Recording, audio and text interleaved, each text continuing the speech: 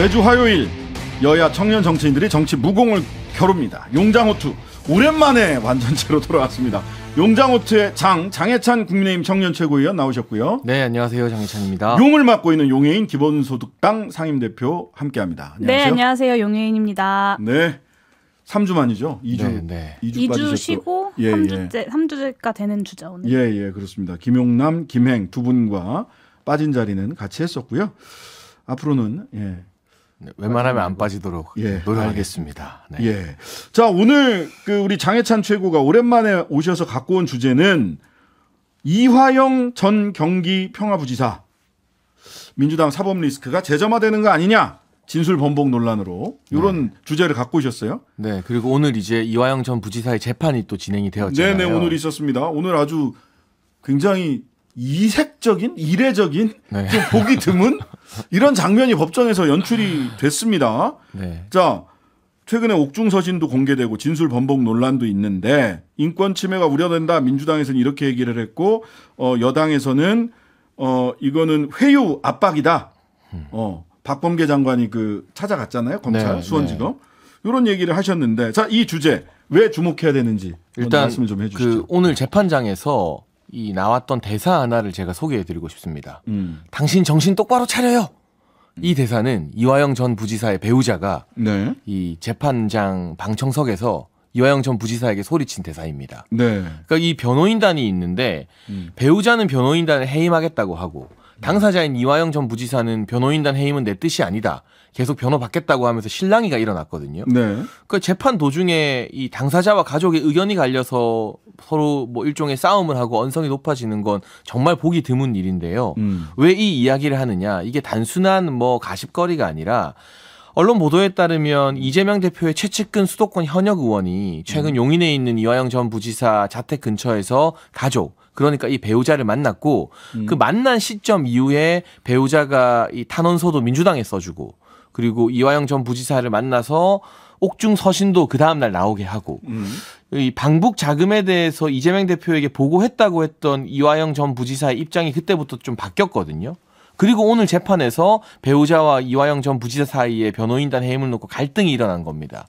결국 누군지는 몰라도 저는 개인적으로 민주당의 김영진 의원이 아니냐라는 의문을 공식적으로 제기했는데 기사도 나고 많이 기자들이 물어봤습니다만 사흘 넘도록 김영진 의원이 가타부터 대답을 안 하고 있는 상황이에요. 네. 근데 중요한 건 김영진 의원이든 누구든 이재명 대표의 측근인 현역 의원이 그 배우자를 만나가지고 뭔가 당이 책임져 주겠다거나 도와주겠다는 식의 회유성 약속을 하고 그로 인해서 정작 재판 당사자인 이화영 부지사와 이 배우자 사이의 관계도 틀어질 정도로 배우자가 이렇게 강경한 모습 보이는 게 사실이라면 이건 대북 송금을 떠나서 사법에 개입한 매우 중차대한 사법농단 리스크 스캔들이 아닌가 싶고요.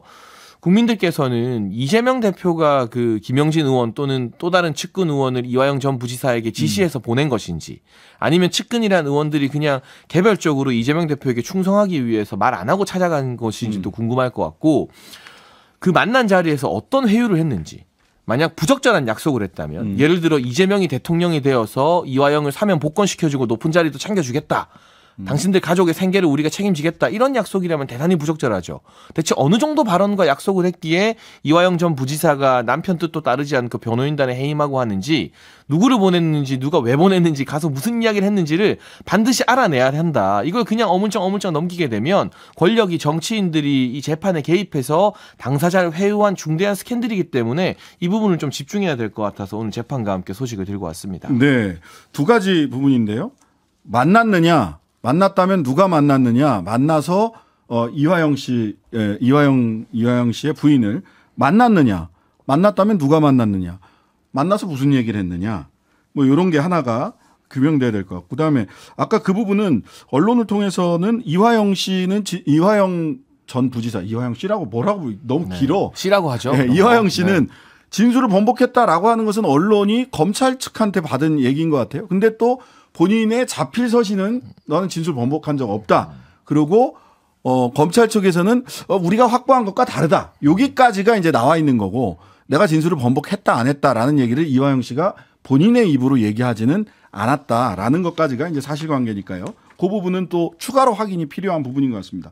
자, 이 건 지금 용 의원님 어떻게 보고 계세요? 근데 뭐 일단 생계를 책임져 주겠다 이렇게까지 한 거 아니냐라는 건 너무 우리 장례찬 최고께서 소설을 쓰시는 것이 아닌가. 제가 원래 소설 작가 출신이어가지고 네, 좀 잘 씁니다. 네, 정치는 소설의 영역이 아니죠. 네. 예. 그리고 저는 이 말씀을 좀 드리고 싶어요. 그러니까 선정적 언론 보도가 사법의 정치화를 가중시키고 있는 거 아니냐라는 네. 우려가 듭니다. 언론 네. 보도가 반복될수록 그리고 사실관계가 선명해지기는커녕 흐릿해지고 있다는 문제의식이 좀 듭니다. 이화영 네네. 부지사가 검찰에 이제 이재명 당시 도지사한테 방북 관련해서 보고를 했다라는 기사가 나간 지 하루 만에 부지사 본인이 그런 바 없다는 입장을 밝혔는데 그에 네. 대해서 정정 보도가 나갔는지 안 나갔는지 알 수가 없어요. 네. 그러니까 입장 번복은 왜 한 것인지 등으로 또 해당 사실관계에 대한 전선이 흐릿해지고 있습니다. 그러면서 네. 이제는 이화영 부지사의 부인과 부지사에 대한 이야기, 뭐 당신 정신 차려 같은 어떤 선정적인 워딩으로 그리고 심지어는 이제 뭐 최측근 의원이 이제 이화영 씨의 가족을 만나서 뭐 이런저런 회유를 했는데 뭐 생계를 책임져주네 아니네 이런 이야기들까지 굉장히 선정적인 이야기들만 오고 가고 있다는 걱정, 우려가 들고요. 네. 어쨌든 공판이 진행이 되는 중이고 검찰이 확보한 증거와 이화영 부지사의 입장이 재판정에서 결국에 얼마 지나지 않아서 가려지지 않겠습니까? 네네. 그래서 이를 좀 차분히 기다리고 나서 이야기하는 것도 늦지 않다는 생각이 들고 좀 억측으로 무리한 정쟁을 만들진 않았으면 좋겠습니다. 자, 문제는 요 얘기에서 이제 이화영 재판에도 관심이 있지만 사람들의 또 언론이나 이런 쪽의 관심은 그래서 이 건으로 이재명 대표에 대해서 소환 조사 나아가서 영장 청구가 있을 것이냐. 만약 청구를 한다면 회기 중이냐 비회기 중이냐 이런 부분들이 이제 추가적인 관심사로 떠오르고 있어요. 네, 제가 소설 한 번 더 써볼까요, 그러면? 아, 그래요? 네. 2차 소설입니까? 네.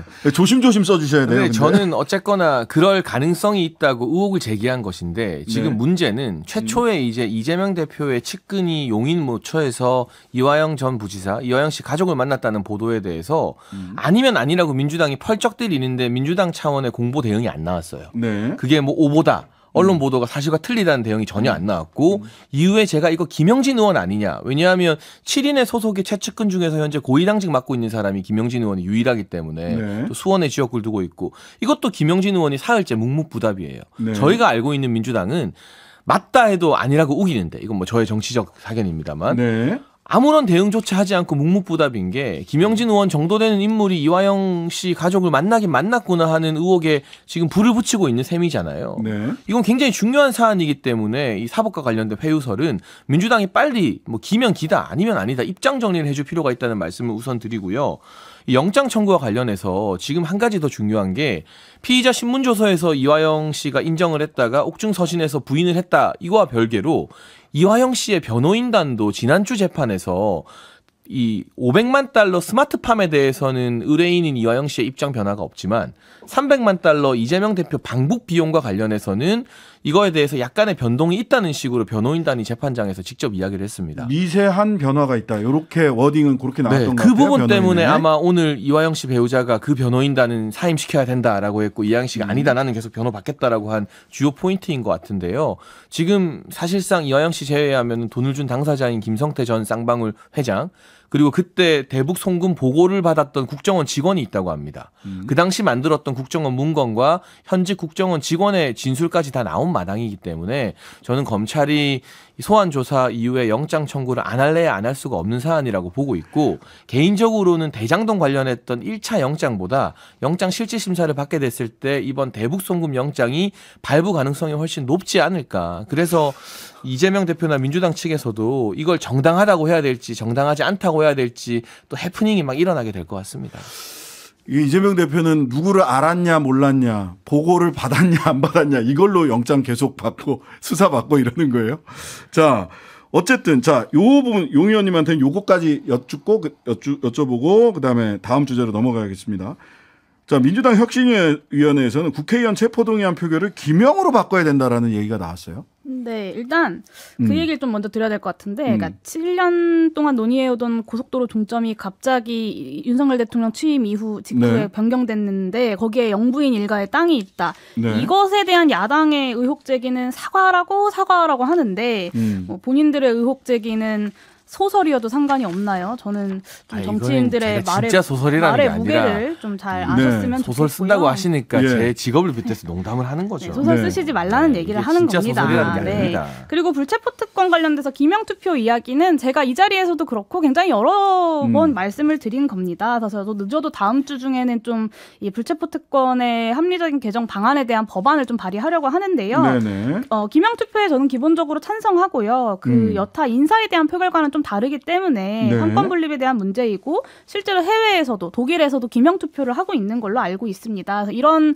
저의 주장에 대해서 장례찬 최고께서도 상당 부분 지난번에 공감을 해주셨어요. 그래서 네. 국민의힘에서도 좀 이런 합리적 개정이 이루어질 수 있도록 힘 쏟아주시면 좋겠고 제가 발의하는 법안을 국민의힘 의원님들께서도 많이 함께 발의해 주시면 좋겠습니다. 자, 여기까지 하고요. 다음 주제로 넘어가겠습니다. 저 간만에 찬성이라 가지고. 예, 그러니까. 왜냐하면 그 지난번에도 짧게, 얘기하셨잖아. 네, 진짜 짧게 예. 하면 국민의힘 내부에서 이걸 뭐 수박 색출하기 위한 용도다라고 비판도 하는데 저는 설령 그런 용도라고 해도 소위 뭐 수박이나 친문으로 불리는 분이 욕먹을 각오하고 이름 걸고 찬성이든 반대든 던져야 된다고 봐서 저는 원론적으로 제 개인의 의견을 전제로 체포동의안 기명으로 바꾸는데 찬성합니다. 이거는 민주당 내에서도 찬반이 있고 국민의힘 내부에서도 찬반이 있는 것 같아요. 그러니까 저는 제도 개선의 방향에 대한 문제를 당내의 여러 그러니까 뭐 당내의 여러 정파적 개파들의 이해관계. 싸움에 좀 끌고 들어가지 않으셨으면 좋겠다라는 생각이 듭니다. 자, 용해인 의원이 가지고 오신 거는 주제는 윤석열 대통령 처가 리스크. 자, 어떤 점이 가장 문제라고 보시는 건가요? 제가 윤석열 대통령식으로 좀 말씀을 드리고 싶은데요. 이 네. 김건희 카르텔, 토건비리 카르텔, 법조 카르텔을 뿌리 뽑아야 된다라는 말씀을 드리려고 이 주제를 좀 갖고 왔습니다. 네네. 아까 말씀드린 것처럼 양평서울 고속도로 건 7년 가까이 논의해오던 계획이 당선 직후에 이제 바뀌었습니다. 그리고 예타도 없고 지역 주민과의 협의도 없었습니다. 상식적인 국민 시선에서 당연히 납득할 수 없는 일이고 그럼에도 불구하고 어떤 조치도 없었던 누가 봐도 명백한 김건희 카르텔이고요. 이 양평고속도로 건으로 인해서 다시 불거지고 있는 공흥지구 특혜 의혹도 마찬가지입니다. 윤석열 대통령이 여주지검장이시던 시절에 김선교 양평군수와 긴밀한 관계가 있었고 여기에 대한 특혜 의혹 수도 없이 많이 문제 제기가 있었습니다. 그리고 윤석열 대통령의 장모 최은순 씨는 이 공흥지구 개발 특혜 의혹 사건의 핵심 인물입니다. 그런데 제대로 경찰 수사 한번 받은 적이 없으시고요. 양평 공흥지구 특혜 의혹은 한국 사회에서 굉장히 오래된 지역 토호 정치인과 부동산 부자들의 이 토건 비리 카르텔이자 봐주기 수사로 점철된 법조 카르텔이다라는 말씀을 드리고 싶고요. 대통령께서 요즘에 말끝마다 카르텔 하시는데 본인을 둘러싼 카르텔에 대해서는 입도 뻥끗 안 하고 계십니다. 그러면서 카르텔 하면 국민들이 그 카르텔이 무슨 뜻인지 이해할 수 있겠습니까? 그리고 진지한 제안으로도 받아들여지지 않는다는 점 말씀드리고 싶고요. 한국 사회를 망치고 있는 적폐 카르텔을 청산하는 게 윤석열 대통령의 집권의 어떤 중요한 과제라고 한다면 우선은 본인과 본인 처가에 관한 문제들에 대해서 그 카르텔에 대해서 국민 눈높이에 맞게 투명하게 해명하시기를 권해드리겠습니다. 네, 아마도 이제 크게 보면 지금 불거진 얘기는 두 가지 이 정도인 것 같아요. 뭐 도이치모터스도 있고 뭐 이슈가 됐던 건 많은데 일단 장모 최은순 씨 구속된 건, 그 다음에 하나는 아마 서울 양평 고속도로의 두 건일 텐데 대통령실이나 여당에서는 그 공식적인 입장이 없어요. 장모 구속과 관련해서는 법정 구속. 예. 법원 판결에 대해서 저희가 지금 단계에서 공식적인 입장을 이분이 뭐 공인이 아니니까 내놓는 게 적절한가 하는 원칙적 고민이 있을 것 같고요. 뭐 일단은 뭐 2심 판결까지 나왔습니다만 항소를 한다고 하죠. 그런데 이 잔고를 좀 바꿨다라는 부분과 관련해서 잔고 증명서 위조. 네, 예. 오히려 이 대통령의 장모인 최은순 씨 같은 경우는 그 상대방으로부터 지금 이미 실형을 살고 있습니다. 50억에 달하는 피해를 봤다. 그런데 그 상대가 본인의 형을 경감하기 위해서 이 대통령 장모를 좀 공모한 관계로 끌어들이고 있다라는 주장을 하고 있기 때문에 저는 이 부분 관련해서는 대법원 판결 지켜보고 확정 판결 이후에 필요하다면 당 차원에서의 논의나 논평을 좀 고민해 볼 것 같지 지금 의견을 낼 문제는 아닌 것 같고 양평 고속도로는 내일 이제 국토위가 열리잖아요. 거기에 원희룡 장관이 출석하면 민주당 국토위 의원들이 하고 싶은 말 다 할 수 있습니다. 그리고 국토부도 뭐 50개가 넘는 2017년부터 지속되어 왔던 양평 고속도로와 관련된 자료들을 전부 다 공개해 놓은 상황이에요. 이걸 공개 안 하고 국토위에서 오픈하는 것도 아니고 볼 사람은 충분히 다 보고 공부하고 와라. 나름 국토부의 자신감이 느껴지는 대목이기 때문에 제가 관련된 뭐 사실관계에 대한 주장을 여기서 반복하는 건 의미가 없을 것 같고요. 그럼 몇 주 동안 되풀이했던 일이잖아요. 내일 국토위에서 원희룡 장관과 민주당 의원들 사이에 누가 더 국민 눈높이에 맞는 설명을 하는가 지켜보고 이후에 여론 추이를 좀 바라보면 될 것 같습니다. 그 도이치모터스 1심 판결 때는 입장을 내셨잖아요. 바로 대통령실에서. 오늘 이상민 장관 탄핵 관련해서도 반헌법적인 소추권 남용이다 뭐 이렇게 얘기를 내셔서 이거는 조금 근데 이상민 그때 달라요, 장관 같은 거지. 경우는 이제 국무위원이고 행정부 장관이 이제 무리한 탄핵 발의 때문에 몇 개월 동안 직무가 정지되어 있었던 거고요. 제가 나머지 사안에 대해서는 뭐 도이치모터스 때 어떤 입장이 나왔는지 등등은 알지 못해서 일단은 또 이 직접 배우자인 것과 또 배우자의 부모님인 것과 어떤 공적 무게의 차이 등이 있기 때문에 굳이 언급을 하면 언급하는 대로 또 정쟁의 요소가 될 수 있어서 언급을 하지 않는 게 아닐까 싶습니다. 도이치모터스 1심 재판에는 바로 말을 얹었었고 이렇게 장모가 법정 구속이 된 건 사실 사상 초유의 사태이지 않습니까? 뭐 엄중한 사안입니다. 근데 여기에 대한 어떤 유감 표명도 없는 것은 상식적이지 않고요. 지난 정권을 다 돌아봐도 친인척 비리 의혹에 있어서 이렇게까지 무대응으로 일관한 적이 없습니다. 근데 불리한 때에만 이렇게 입을 싹 닫는 대통령의 이 선택적 침묵이 국민 입장에서 굉장히 당황스럽고요. 법정 구속까지 된 것에 대해서는 분명하게 유감을 표명하셔야 된다라고 생각합니다. 예, 송영길 전 민주당 대표는 윤석열 대통령이 대선 당시 거짓말했다. 그 뭐 10원 발언은 뭐 정진석 의원이 내가 잘못 전달을 한 거다 그런 취지였을 뿐이다라고 얘기를 했지만 관훈 토론에서 했던 이야기라든지 또 그 전에 그 중앙지검장 시절에 국정감사에서 했던 이야기 그때는 일원이었어요. 예. 특히 관훈 토론에서 했던 이야기 등을 가지고 아마도 이 허위 발언을 한 거다. 당선 목적 허위사실 유포 혐의로 이제 고발을 하는 것 같아요.